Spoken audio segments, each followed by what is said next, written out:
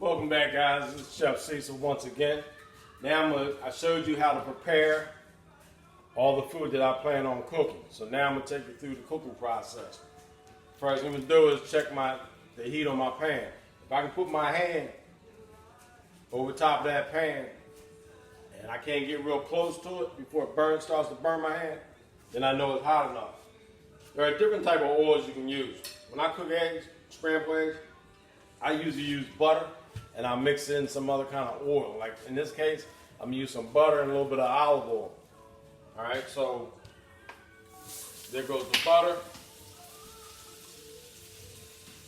There goes the olive oil.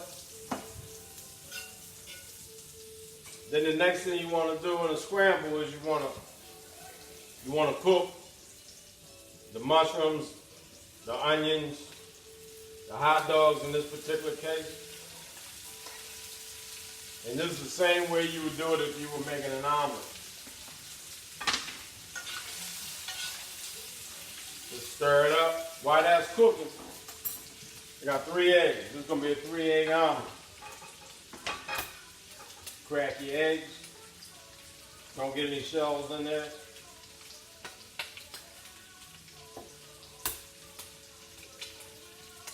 If you open up an egg and it has a funny color, put it in a separate dish, because if you don't, you can end up messing up putting a bad egg in with the good eggs, and then you'll have bad eggs. You'll have to throw it out and start all over. Food costs too much money these days to waste food.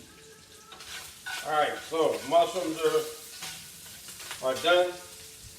I'm going to whip these eggs up real quick. Because in an omelet or a scramble, you want to mix it up. And I'm not going to worry about salt and pepper because I got the mushrooms and the hot dogs that have some smoke flavor. Alright, so I'm going to go ahead now and pour the egg. And that's going to be it until we come back and I show you how it looks when it's just plated. So I'm going to pour the eggs into the hot pan with the hot dog and the mushrooms and give it about 30 seconds. Give it a chance to start to bubble. And then you just do like you would do normal scrambled eggs. Now if I was going to do an omelet, it would be a little different of a process. But when you use a lot of eggs to make an omelet, a lot of times if you don't have an omelet pan, you're going to have a problem flipping it. Alright, we'll be back shortly. Show you what it looks like on the plate.